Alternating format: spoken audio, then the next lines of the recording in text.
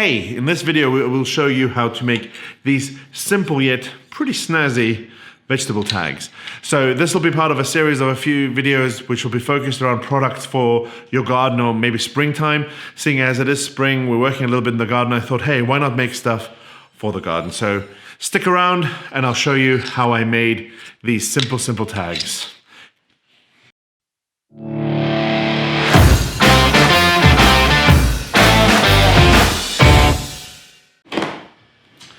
Right, so to make these little tags for the vegetable garden, I'm going to use this here. Now, it might just look like a proper piece of, well, a normal piece of wood. Obviously it's proper wood, but it's not just any wood. So this is what's known as ipe, or ipe in Spanish, that's at least how they pronounce it here.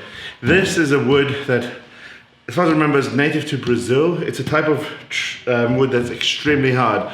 It's also very fire resistant, and it's got the same strength and fire rating as concrete. So this is some impressive wood. I have a lot of it. I made a mistake when I started on the woodworking journey. I bought a beam of these because I thought, hey, it looks cool. It was a mistake because it's very hard. I don't normally like using it for other projects because it does dull your blades, etc. if you use a lot of it.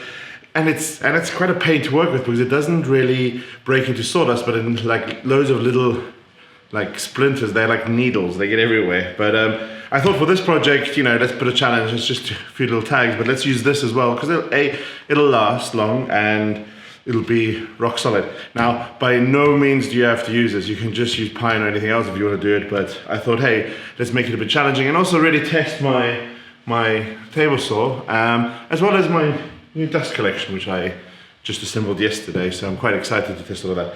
But yeah, the first step is to cut out some strips so that I can cut the labels from this. Let's get cracking.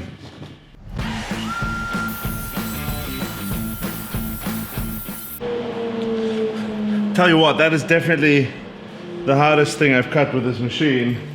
It was definitely, I mean, it went through it like butter, really, but it had some resistance for sure. And you can see it has like a yellow tinge to this wood. It'll go darker when you varnish it. This is like the sawdust. It's quite fine. But I mean, the dust extraction, and this is a very hard wood, is gone pretty good, so I'm very happy with that. So yeah, I now have this strip. I think I made it a bit too wide, but let's try and cut it on the bandsaw next.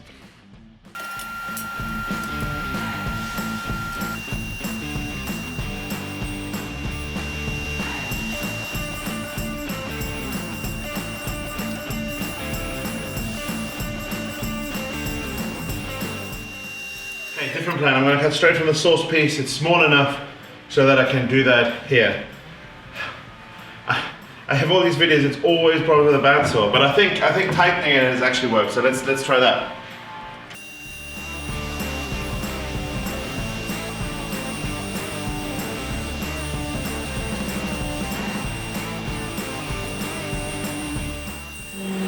So I did some cuts now freehand. I'm super frustrated with it, I won't lie. I just don't know. I don't know how to go about it. I wish I could use a table saw, which is so much easier. And I'm quite frustrated with this machine. So let me think of a different plan here.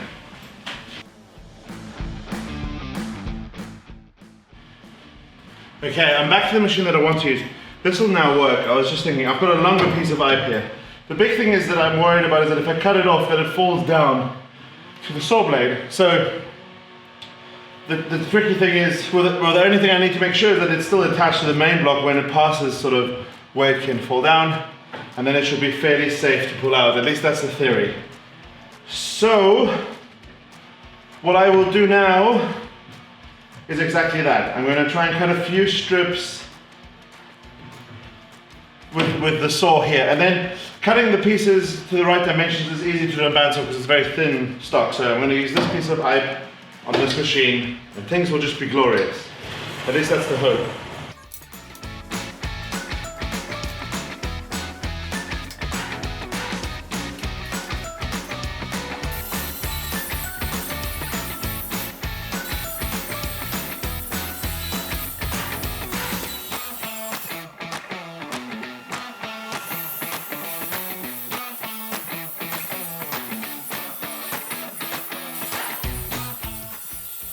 So once you have your,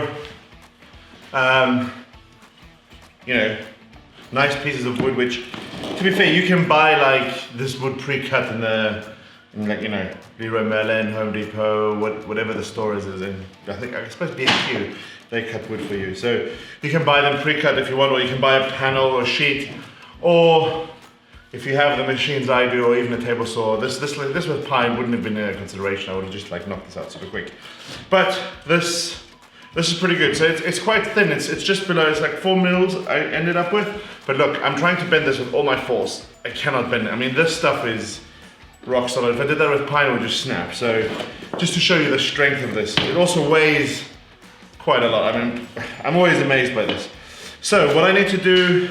Oh, and here's the wonky bit. So even here, let me show you how strong this is. So here, we have a 1 millimeter bit at this point, and I can just bend it. It'll barely snap. I mean, I'm scared of it. There we go. I mean, this stuff is hard. Anyway, voice this. I don't know what to do with offcuts because I can't burn it because it doesn't burn properly. Great, it needs huge heat. Okay, so what I'm going to do is I'm going to work out which one of these are going to be the sticks and which ones are going to be labels. For that I need to know how big Her Highness wants the labels.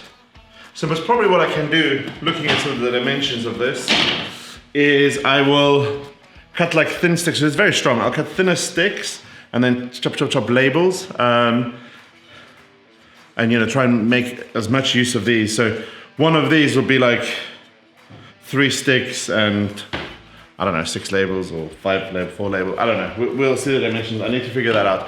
So I'll design that up on 1 or 2, and then we'll go from there.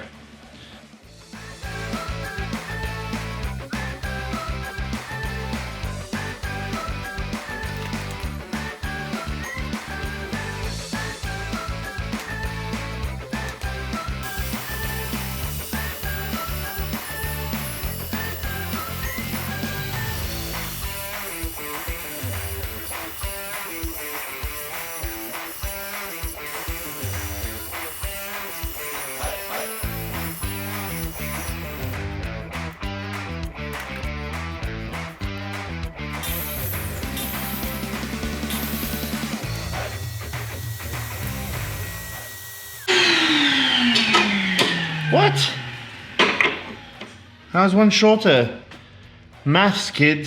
Pay attention in school. Okay, after remeasuring, recounting, doing some more maths, because I forgot about the girth of the blade, I've got it done, and I argued a little bit about shoes with my wife, but we're ready to go. Let's get on with it.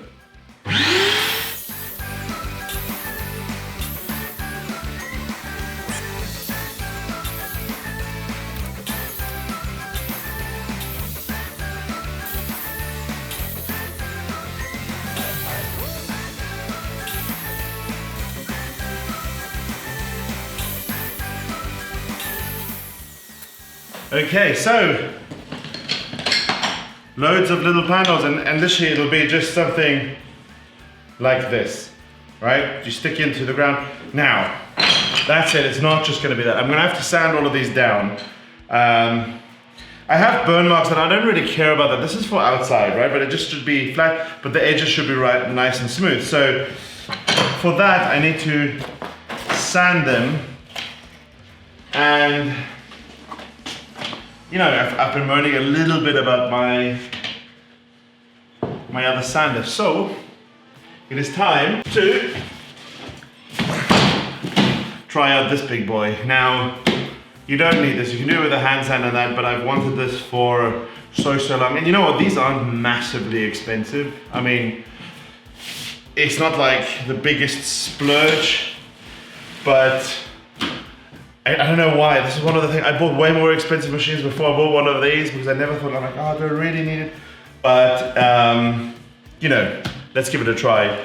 I think a normal band sander or disc sander would have been fine, but let's make sure this is nice and smooth because this is splintery as hell. I'm scared of touching it. That's how many splinters I've gotten from this wood already. So I will set this machine up and then we'll work on this.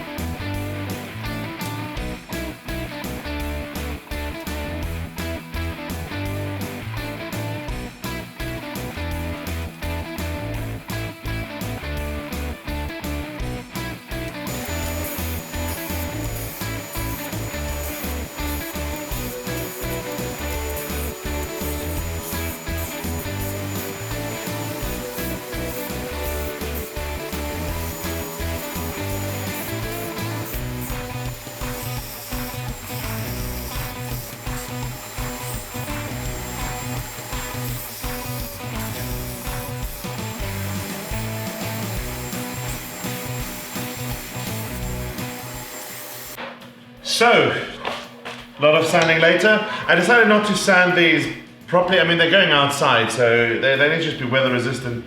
As long as we can draw on them with a pen and then cover them in varnish, it'll be good enough. So I'm not gonna bother sanding them too much. I just rounded all the edges and I made these a little bit spiky so they're easy to stick in the ground. Now, quick review on this machine. First time using it, I'm extremely happy. I think you might have seen there was still some dust coming out of the machine. Firstly, this is sanding, it's creating loads of minor particles, and I have a very strong dust extraction and it didn't manage to suck them all, but it was mainly the bigger pieces. It doesn't really go into dust because of its nature of density, because of its density. So it goes more like flaky and it's like more fine pieces of like strands of wood rather than just dust, and I think that is the thing that was sort of left out. All the dust was sucked in. So overall, I'm very, very happy. This went way quicker than with my previous sander, which I still use because it has its own uses. The disc sander, it has a very different use, but this was really, really good. I've rounded all of these, so I'm very, very happy. Now you'll see I've still got loads to do here. I've decided to give my dust extraction a rest because it did take a good 15-20 minutes to do this, and also I want to get on with the video, and we don't need that many. I've got 11 here. I can only glue so many together at once anyway, so I decided let me stop at this point and continue the project, and then we'll make more as I need them. However, I've got so many that if any of you want any, please let me know and maybe I can send some out, but I'll mention that at the end of the video. Anyway, next step is simply we need to attach these. Now I was saying to my wife, doesn't matter how she wants it, etc., and she actually doesn't really care. So I'll make some straight, I'll make some skew, you know, just to give it a bit of character. How am I going to attach these? Just glue. I don't think I need anything else. Wood glue is super strong and there's going to be no pressure on this at all. So let me get the workbench ready, clear off all the mess, and get ready for glue up.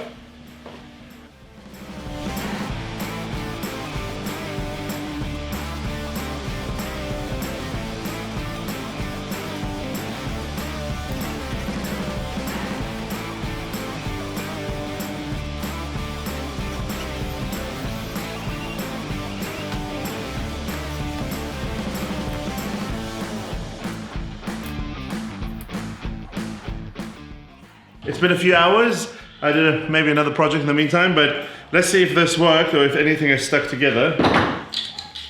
Haha, and there we go, and look at that. They look pretty cool. Obviously they need a final polish pass. I'm most probably gonna give them a once quick over with some sandpaper just to smooth up a little bit. I know I said I wouldn't, but at least the label part. But yeah, they rock on. I can't even, you won't break this glue. So, and for what this is, I mean, nothing's gonna exert a lot of force. Obviously they'll be under the elements, but I will protect them a little bit. And this is the hardest wood. It's designed for decking. It's designed to be in the wet. But what I wanna do is we'll label them with white pen. It's like a chalk pen. Let's hope that that works. And then we'll coat it with a varnish so that the writing stays on, because otherwise they'll just wash off, right? So let me see if all the others are fine too. Perfect.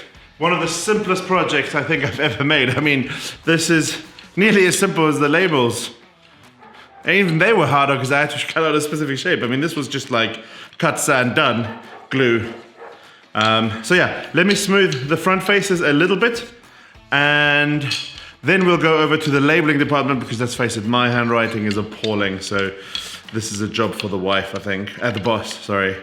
And I think we'll label some of the plants we have, and I'll show you the final product when we're done.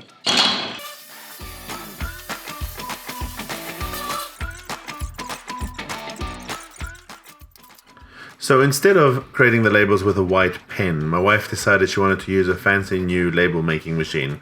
So we decided to do it with vinyl instead.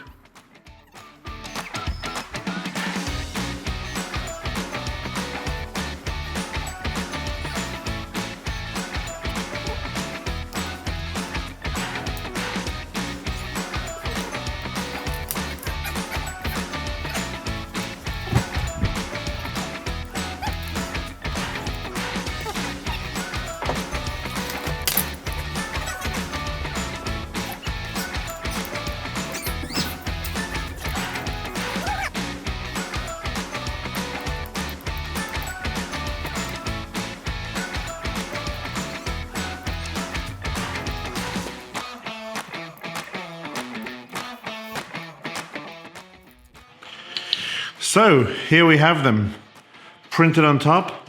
They have a sheen because I'll admit we already gave them one coat of varnish, polyurethane, just to give them protection, because we obviously the wood itself is super durable. This will weather very, very slowly, but the labels, I don't want them to wash off because they'll be under a lot of pressure out there, you know, with the sun and all that. So we've printed them on there, and now what I've done is I'm literally sticking them on to this box of polystyrene, just because it's a box I have, and I'm strapping this tape over. I don't want to get any of the spray onto the sticks because those will be the ones on the ground, and then I'm just going to use this spray to protect them, right? Give it one last coat, and then they're pretty much ready. Let's have a look.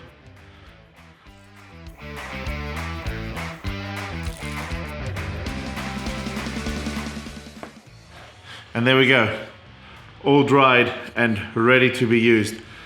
Yeah, now we just have to go and stick them in the ground. Sadly, the seeds for our garden haven't arrived yet. I ordered them a while ago. I wanted to get some resistant ones, so we haven't put them in place yet, but I'll blend in kind of what it could look like. Most probably won't be the actual final resting place, but I'm sure I'll have a future video where I mention these. But yeah, super simple. Again, we use the label maker to do this label just because my wife has it and she likes using that. You can as easily use some form of white pen. You can engrave it if you want. I mean, that's quite an extreme way. You can put other stickers or whatever you fancy. Just whatever you do, if it's not engraving into the wood, if it's something on top, I would really recommend giving it a coat of varnish or something that'll protect it against the elements. But remember, don't put any on the sticks because those will be in your ground and you don't really want those kind of chemicals in your ground. At least I don't. But yeah, I hope you like this video, and you know, if you have any comments or feedback, please down below. Otherwise, just like, subscribe as always, and I'll catch you later.